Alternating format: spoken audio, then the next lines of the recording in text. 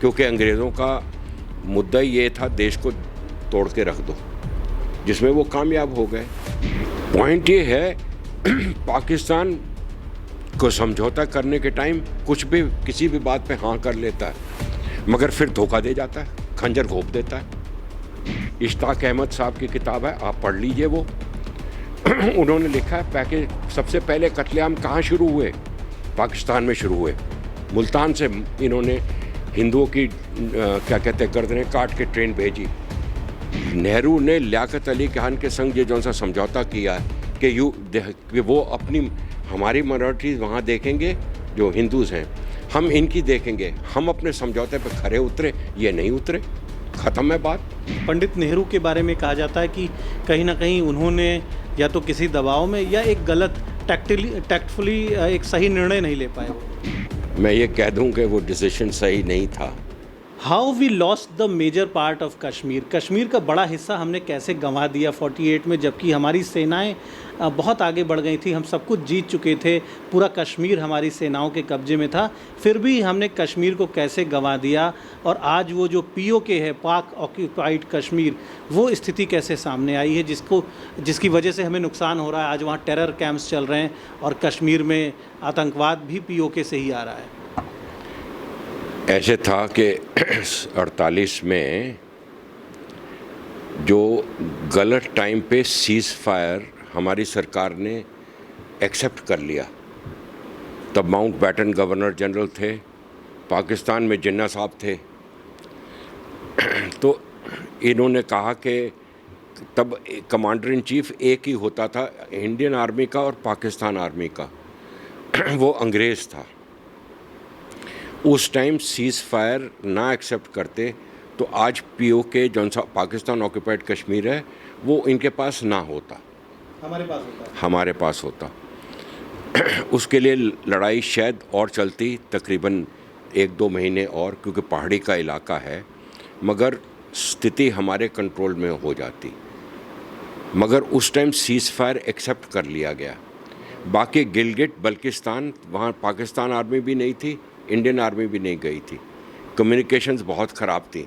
वहाँ तो major brown साहब थे ब्रिटिश आर्मी के, उन्होंने झंडा ऊपर कर दिया पाकिस्तान आर्मी का और निकल गए मेजर साहब, क्योंकि अंग्रेज़ों का मुद्दा ये था देश को तोड़ के रख दो, जिसमें वो कामयाब हो गए।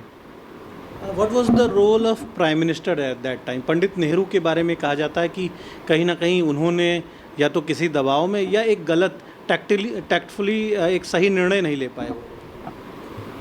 भाई अब विद हाइंडसाइट ऑफ हिस्ट्री मैं ये कह दूं कि वो डिसीजन सही नहीं था, मगर उस समय क्या दबाव रहा होगा, क्या कंपल्शंस रही होंगी, that is not for me to tell. अगर हम बात करें कि भारत के हित में उस समय क्या फैसला होना चाहिए था भारत सरकार का? मेरे हिसाब से तो तब लड़ाई कंटिन्यू करनी चाहिए थी जब तक JNK ना आ जाता, उसके बाद सीज़ फायर कर लो बस, क्योंकि कंटिन्यूस लड़ाई भी ठीक नहीं रहती, बड़े बड़े देश बर्बाद हो जाते हैं। आप देख रहे हैं अफ़गानिस्तान में इतना बड़ा देश अमेरिका, अल्टीमेटली क्या हुआ निकला, क्या मतलब कुमा के निकला, कुछ भी नहीं। लेकिन अगर उस समय अगर थोड़ा सा और वेट करते तो आज POK की प्रॉब्लम न होती। आज जो हमारा लगभग कश्मीर का एक मेजर पार्ट हम कह सकते हैं, मेजर नहीं 1/3 पार्ट है एक्चुअली, उपजाऊ एरिया हमारे पास है, 1/3 जो सा उपजाऊ एरिया उनके पास है, जिसको POK कहते हैं। बाकी Gilgit Baltistan is not part of Pakistan even today I am saying. अब स्टेटस को कब तक रहता है, क्या इंटरनल टर्मोइल पाकिस्तान में वर्क करते हैं। उस समय पाकिस्तान और ये जो पाकिस्तान की गवर्नमेंट थी, ब्रिटिशर्स थे, हमारे जो प्राइम मिनिस्टर थे, क्या कहीं कुछ ऐसी स्थितियां बन पाई कि हमारी गवर्नमेंट, हमारे प्राइम मिनिस्टर हमारे देश के हित में सही फैसला नहीं ले पाए? जनरली ओपिनियन ये है कि तब फ़ौज को पूरा POK ले लेना चाहिए था, यही कह सकता हूँ मैं। अच्छा सर, 62 में, फिर 65 में और 71 की भी वार आपने देखी। क्लोज आप पार्ट थे उस समय, सेना के अधिकारी थे आप।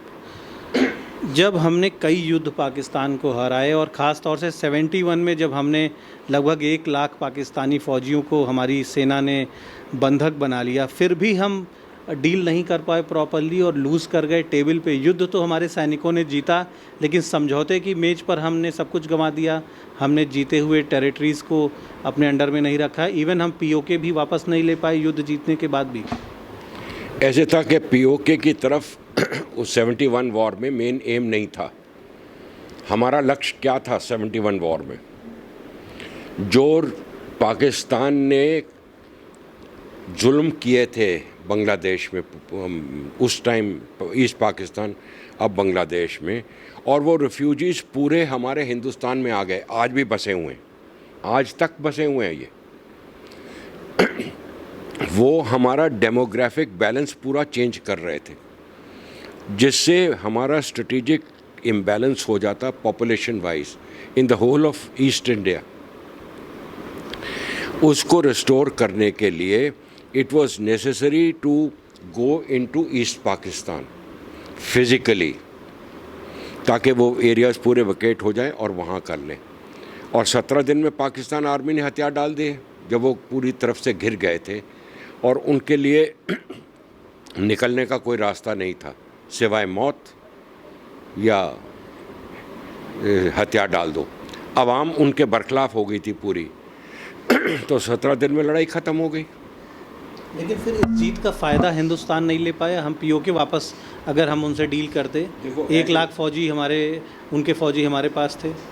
ऐसे था कि डील का फ़ायदा इस एक्सटेंट तक मिला है हिंदुस्तान को कि आज बांग्लादेश बन गया। आज बांग्लादेश बनने के बाद वहाँ पे एक नेशनलिस्ट सेकुलर लुकिंग गवर्नमेंट आ गई। बीच में ठीक है कि शेख मुजीबुर रहमान के जो पाकिस्तान के रेमिनेंट्स थे उनको मार दिया, मगर पाकिस्तान अपने किसी भी वायदे पे, ज़बान पे पक्का उतरे तो 1971 लड़ाई के बाद भुट्टो ने खुद ऐलान करा था कि जितने बिहारी मुसलमान हैं जिन्होंने पाकिस्तान फ़ौज का वो करा था, सपोर्ट करा था, उनको हम पाकिस्तान ले लेंगे, में ले जाएंगे। एक नहीं गया, आप मुकर गए। आज कौन सा मुसलमान? वो तो बिहारी मुसलमान इंडिया में आ गया है, पाकिस्तान कहाँ गया? पॉइंट ये है पाकिस्तान को समझौता करने के टाइम कुछ भी, किसी भी बात पे हाँ कर लेता है, मगर फिर धोखा दे जाता है, खंजर घोंप देता है। ये तब भी हुआ, अब भी हुआ। सन 53 में भी इन्होंने ये किया। जौन सा नेहरू लियाकत अली खान हुआ था, जैसे मैं बता रहा था, मैंने नहीं, इश्ताक अहमद साहब की किताब है, आप पढ़ लीजिए वो। उन्होंने लिखा है पैकेज, सबसे पहले कत्लेआम कहाँ शुरू हुए? पाकिस्तान में शुरू हुए। मुल्तान से इन्होंने हिंदुओं की क्या कहते हैं, गर्दनें काट के ट्रेन भेजी। दूसरा हुआ रावलपिंडी की साइड में। तब कम्युनिकेशंस थे नहीं, बात पता नहीं चलती थी, ट्रेनें कम थी। पहुंची ट्रेन, बाद में पता चला। फिर इंडिया से एक ट्रेन पंजाब की साइड से गई कत्लेआम से। ये हुआ। नंबर 2, डिवीजन प्रॉपर हुआ नहीं। जितने हिंदू वहाँ रह गए, इन्होंने सारी पॉपुलेशन ख़त्म करके रख दी, सबको कन्वर्ट कर दिया। आपकी लड़की उठा के ले जाएंगे, मंडप से उठा लेंगे, आप रोक नहीं सकते उनको। ये है पाकिस्तान।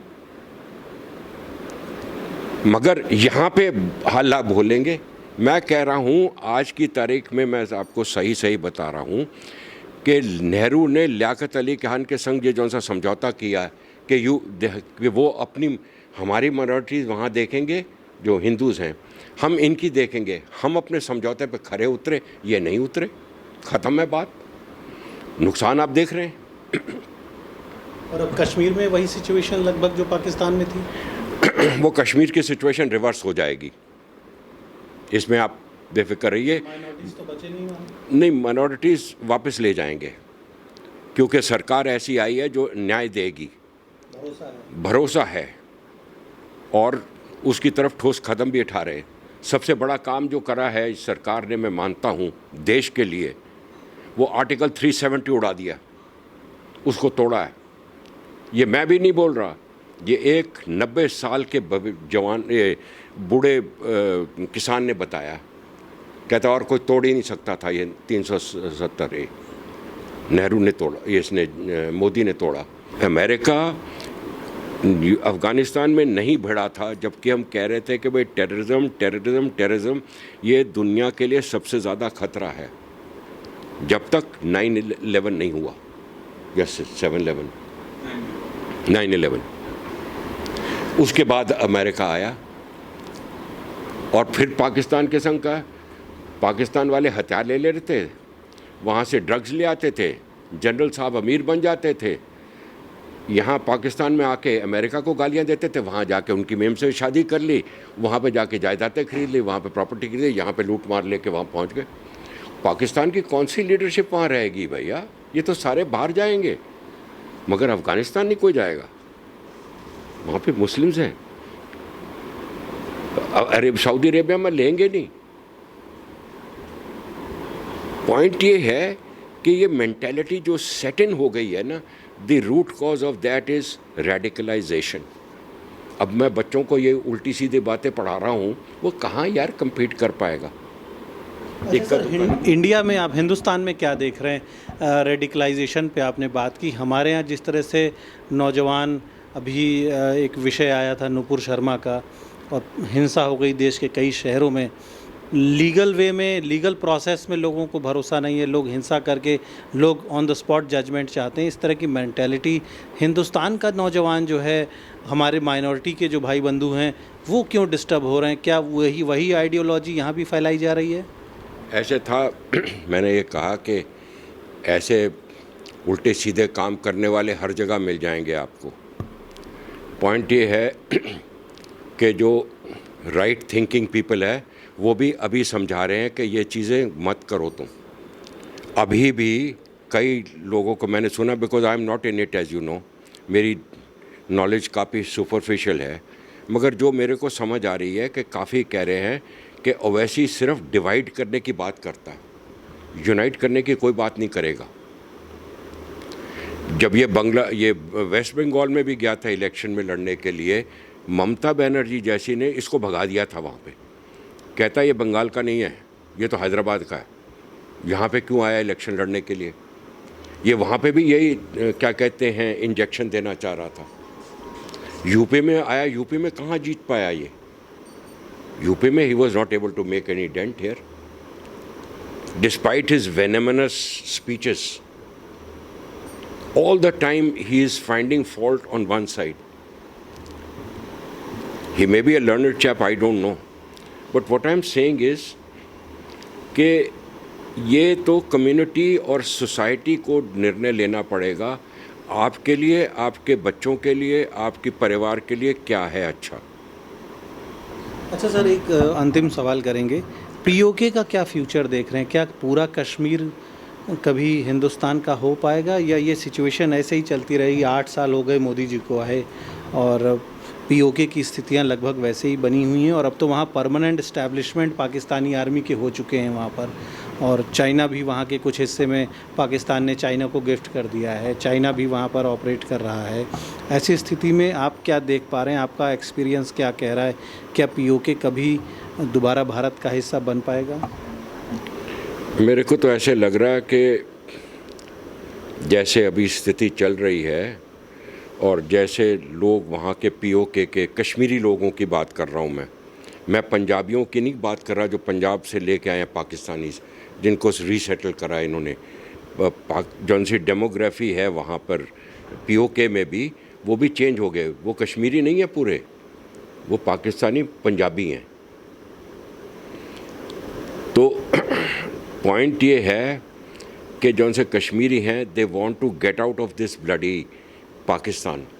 अभी इनों की जौन सी बजट प्रेजेंट हुई है हाल ही में, उसमें $5 मिलियन डॉलर्स के इक्विवेलेंट जो भी पैसे होंगे, वो इनों की बजट से कम कर दिए। यहाँ पे इतने पैसे लगाने के बावजूद भी काम नहीं पूरा हो रहा, तो वहाँ पे पहले ही पैसे कम लग रहे थे और कम होने से क्या पूरा होगा? वहाँ स्कूल खुलेंगे, वहाँ हॉस्पिटल खुलेंगे। जैसे मैंने कहा, यहाँ पे बेशानी साहब हैं, एक बैरिस्टर जो कि सेटल्ड हैं आजकल कनाडा में, वो पुंछ से गए हुए हैं, जैसे वो कहते हैं कि वहाँ पे भविष्य है क्या? कहते हैं यूरोप के जितने बहरे हैं, होटल जितने चल रहे हैं, सबके बहरे यही हैं, बहरे वेटर्स शेटर्स यही तो हैं, और हैं कौन वहाँ पे? बगैर पीओके में कहता कि भविष्य है ही नहीं बच्चों का, तो करेंगे क्या?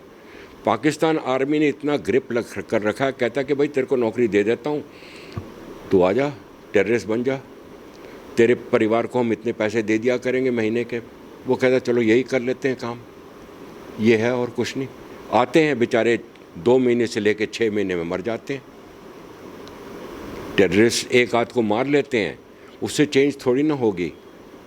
वो PoK, I feel at some point of time when there is an uprising, it will become part of India. Even Baluchistan might get out of the hands of Pakistan, because Balochistan के जो लेडी थी, मेरे को उसका नाम भूल गया हूँ, वो जाके कनाडा चली गई थी। वो अपने प्रधानमंत्री को भाई मानती थी, कहते कि जिस दिन बलूचिस्तान हमारा आज़ाद होगा उस दिन सबसे पहले हम आपकी मूर्ति लगाएंगे इन बलूचिस्तान। और Balochistan was an independent country, Pakistan occupied it militarily. और ऊपर के ये खुरच लेते हैं, कोई नवाब है, कोई शेख है, कोई कुछ है, पैसे दो, नोट दो, साइन कराओ और हो गए। अब अवेयरनेस जैसे आ रही है एंड रियलाइजेशन इज़ डॉनिंग इन कि यार हमारा तो कोई भविष्य है ही नहीं। बच्चे जो हैं 16-17 साल के, घरों से पकड़ लिए, हवाई जहाज से फेंक दिए, हेलीकॉप्टर से नीचे। So many people have died, they are unaccounted for, there is nobody there. I don't know how it is stumbling from point to point Pakistan. You look at the chaos in which the nation is today, and ये policies हैं, Pakistan has never concentrated on development. इनों का phobia रहा है from the day they were born, anti Hindu, हिंदुओं से लड़ाई करो, हिंदुओं को बदनाम करो। मगर जो यहाँ से भी गए हैं मुस्लिम्स टू लार्ज एक्सटेंट, जिनके पास जेब में पैसे थे और कुछ जरूरत था, they are not staying in Pakistan. Please, ज़मीन शमीन ज़रूर रखी होगी, they are either in UK or you will find them in Canada. उनसे मिल के आइए, आप रहिए, or in America. Quite a few are illegal, they are languishing in jails, the country is not bothered. और इंडिया की secularism भी देखिए, आप बातें करते हैं कि इंडिया सेकुलर नहीं। एक मुस्लिम लड़का था, when Sushma Swaraj was the foreign minister, आपके टीवी चैनल पे दिखाया गया। उसके संग पाकिस्तान की ISI ने ये जो उनसे मोबाइल फ़ोन होते हैं उसके थ्रू उसको हनी ट्रैप में लड़के को फंसा लिया। कोई दिखा दी होगी लड़की अच्छी, भाई everybody is a young man at some stage of his life, और उस टाइम की आपकी फिजियोलॉजिकल रिक्वायरमेंट्स अलग होती हैं। वो बेवकूफ़ चला गया, अफ़गानिस्तान से चला गया पाकिस्तान के अंदर, और उसने जो एड्रेस दिया था लड़की का वो ढूंढने लगा, वहाँ पे उसको पकड़ लिया, ही वॉज इन जेल। फिर किसके पैर पकड़ रहे हैं? मोदी के पकड़ रहे हैं कि साहब निकलवा लीजिए सुषमा स्वराज। इसने पाकिस्तान को कहा कि भाई उस लड़के को वापस करो, ही इज़ आवर सिटीज़न। ये नहीं कहा कि हमारा सिटीज़न नहीं है। You look at the greatness of the person, and I don't know how which way to express somebody कि भाई मैं ग्रेटफुल हूँ आपसे। उसने उसको निकाला। जब वो वाघा बॉर्डर पे आया, सबसे पहले उसने इस ज़मीन की धरती को चूमा, और जब वो अगले दिन और डे आफ्टर सुषमा स्वराज जी को मिलने गया, अपनी मदर के संग रो पड़ा। तो आप कैसे कह सकते हैं साहब अच्छा सर, अभी एक स्टेटमेंट आया था पाकिस्तान के एक्स पीएम अभी जो हाल में ही हटाए दिए गए इमरान खान, उनका कहना है कि पाकिस्तान के 3 टुकड़े होने वाले हैं और भारत की तरफ उनका इशारा था कि पाकिस्तान के 3 टुकड़े, ऑफिशियली उन्होंने इस तरह से कहा। क्या देख रहे हैं आप, क्या वाकई में इस तरह की कुछ स्थितियां हैं या भविष्य में भारत की ऐसी कोई योजना हो सकती है? ऐसे है कि you see as I have said कि इंडिया का aim basically is only to concentrate your resources, your effort, your energy in developing the country. We are not interested in capturing. Point is, Pakistan, they have to stay somewhere. Where will they stay? Somewhere on this earth only, na? They will not be staying in the sea. Let them stay. If Balochistan wants to be separate, and if it becomes a reality, then India will help.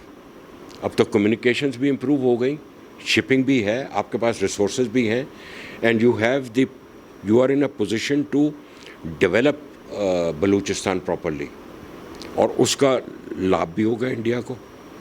You will open up another route through Afghanistan to the Central Asia, which is now the next area of interest geopolitically for gas, for oil. And sparsely populated. The point ये है कि ये तो as I said, it is very difficult for me to prophesy कि क्या होगा, मगर जो जनता की अगर आप आवाज़ पहचाने, अगर आप क्रश कर दें, कब तक क्रश करते रहेंगे आप? एक ज़माने में लोग कलकत्ता से बस पे बैठते थे और लंदन तक जाते थे. वही तो बता रहा हूँ कि वो तब होगा क्योंकि शांति जब होगी, जब आपको यही नहीं पता कि फ्रंट पूरे रीजन का डेवलपमेंट रुका हुआ है कहीं ना कहीं इस पूरे कॉन्फ्लिक्ट से. बिकॉज आप कॉन्फ्लिक्ट में इंगेज हो रहे हैं. इंडिया का ये है कि हम बच जाते हैं, डिसएंगेज करते हैं अपने आप को, ना कि बीच में ही पड़े रहते हैं. अब पैसे हैं नहीं, पैसे कहाँ से आ रहे हैं? ड्रग से. भाई आपका जो कोरियर ये आदमी लेके आएगा पैसे ड्रग्स, वो थोड़ा सा आप नहीं चखेगा? आप ही का तो लड़का जा रहा है, और कौन जा रहा है? भाई अमेरिकन तो नहीं आया, इंडियन तो नहीं आया, वही जा रहे हैं ना, वही ला रहे हैं. अब यही जब इसने ज़ियाउल हक को, ये पाकिस्तान के जौन से जर्नलिस्ट थे, इन्होंने बताया था पर्सपेक्टिव कि भाई आप ये ध्यान में रखो, don't get into Afghanistan because historically anybody who crosses the Khyber Pass doesn't go back. वो वहीं टिक जाएगा, वापस नहीं जाता. वो अफगान के संग पाकिस्तान लड़ नहीं पाएगा, उड़ा देंगे. मैं ये गारंटी दे रहा हूँ आपको. नहीं, this is all what I'm saying is, you see, we have done a wise thing that every time we have broken the conflict and concentrated on development. Pakistan, on the other hand, has been making an effort to perpetuate war, tension, and ये कश्मीर करते करते कश्मीर अब पाकिस्तान ही बर्बाद हो गया. Where is the threat to Pakistan from India? India never thought of it capturing Pakistan. वो तो even general अपने प्राइम मिनिस्टर वीपी सिंह ने बोल दिया था. Pakistan tries to gain the sympathy from other Muslim countries. वो अब ख़त्म हो गया. इस्लामिक कंट्रीज़, पहले बात आप ये समझ लो, there is no such thing as one Islam पुड़िया फॉर एवरीबडी. अरब अपने आप को सुपीरियर बनता है, आपको ज़रूर वो ड्राइवर रख लेगा, आपको ज़रूर घर में पोछा झाड़ू पोछे के लिए रख लेगा, समझे? आपको ज़रूर हवाई अड्डों पे झाड़ू लगाने के लिए रख लेगा, या क्या कहते हैं कंस्ट्रक्शन के लिए रख लेगा, मजदूरी करने के लिए, मेसन के काम के लिए. मगर आपको सिटीजनशिप नहीं मिलेगी सऊदी अरेबिया की. ट्राई करके दिखा दो, अपना कार्ड दिखाओ तो अरे यार इज़्ज़त क्या रही पाकिस्तान की. प्राइम मिनिस्टर जाता है, उसको कहते हैं नंगा हो जा, तेरी चेकिंग होगी. ये है इज़्ज़त मुल्क की.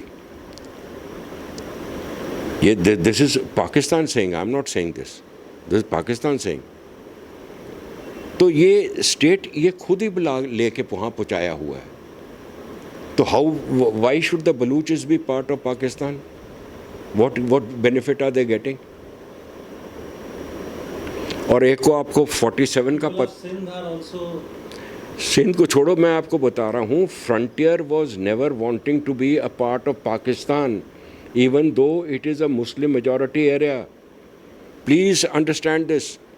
Khan Abdul Ghaffar Khan was known as the frontier Gandhi. He told these bloody Britishers that, look, we are not wanting to be a part of Pakistan, but if you make Pakistan, then frontier should be part of India or we should be independent. This is what he said. और जब ये independence day, so called independence day कहता है, बंटवारा दिन बोलूँगा मैं तो, दिस इज़ नॉट इंडिपेंडेंस, उस दिन instead of unfurling the Pakistani flag, he unfurled the frontier flag, and with the result the Pakistani government put a fellow Muslim in jail for the rest of his life. He was in jail for the rest of his life. Please be sure. What human rights are you talking about? What business have you got to talk of human rights? Magar Khan Abdul Ghaffar was very upset with Nehru. According to some book where I have read, I think, recall, Nehru ने खान अब्दुल गफ़ार खान को नहीं बताया कि I have agreed to that frontier can go to Pakistan. That even though he was a good friend, he was very upset with Nehru on this count. Nehru का contention ये था, through hostile Pakistan, how can I maintain frontier? तब तो और भी hostility थी साहब. अब उससे बड़ी है, कम नहीं हुई. तो इंडिया ने का स्टैंड बिल्कुल क्लियर एंड क्रिस्टल क्लियर है कि talks and terrorism can not go together. खून और पानी की नदियाँ इकट्ठी नहीं बहेंगी. सीधी सी बात है. अगर समझ आ गई ठीक है, नहीं तो भविष्य गया.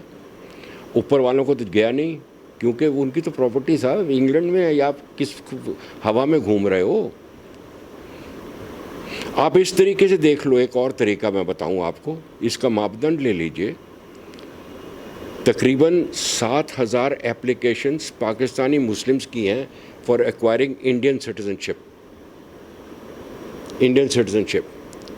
But there is not one such application from India to go to Pakistan. Not one. Show me one. Show me one. What are you talking? इंसाफ कहीं सही तो करो. एक बात पे तो कहीं टिको. आप इन सवालों का जवाब तो अपने अंदर निकालो. निकाल नहीं पा रहे आप लोग.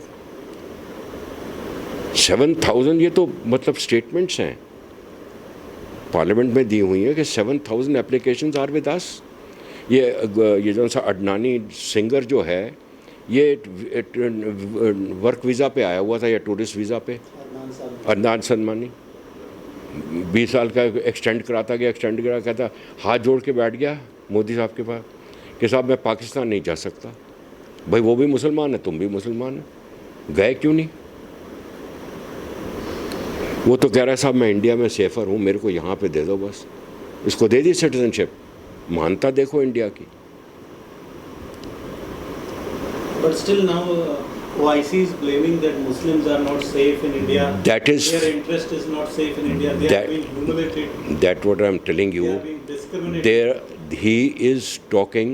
He's spending vicious propaganda, and the people who are buying it are prone to accept this propaganda. People who are buying this are prone to accept it. The comfort which he is enjoying here and other things is like nobody's business. And इसके mind में ये घुसा हुआ है कि Muslims are not be. भाई the amount of effort the government has made. आप कई स्कीम जाइए भाई. डिस्क्रिमिनेशन है कहाँ इंडिया के अंदर? मैंने तो कई लड़कियों को देखा है, Muslim girl, she was NCC में थी, एनसीसी एंट्री वाली जौन सी थी. मैंने कहा तुम्हें ऐसे लगता है, quite smart girl she was. कहता है कि सर कोई नहीं, मैं तो कहता हूँ कि कम्पीट करो, देख लो, कोई डिस्क्रिमिनेशन नहीं. ऑफिसर्स भी मुझे पहचानते हैं, चाहते हैं, मैं तरक्की कर रही हूँ। ऐसी डिस्क्रिमिनेशन तो मेरे ख्याल से दिल में नहीं आती। मेरा अपने कितने मुस्लिम फ्रेंड्स हैं, मेरा अपनी रेजिमेंट का एक सीओ था, अभी भी है, अपना Ahmed, Abrar Ahmed, very good friend of mine, बड़ी इज्जत करता हो उसकी वाइफ। इट इज़ नॉट, आपने देखा कि जो रैंक एंड पॉइंट इज़ कि ये बच्चों को गलत सिखाई दे रहे हैं इन द मदरसास। आज ही पता नहीं कोई अपने यूट्यूब में, पता नहीं आपने देखा कि नहीं, कई दिखाए थे मदरसा के ऊपर से छोटे छोटे बच्चों से पत्थर फेंकवा रहे हैं। अब मास्टर जी हैं आप और सिखा ये रहे हैं, सिखा ये रहे हैं, तो फिर वो बच्चा क्या compete करेगा? जिस बच्चे की मेंटेलिटी ही ये आपने कर दी, वो कहाँ क्या सीख पाएगा? This fellow Owaisi is not the right man for national politics.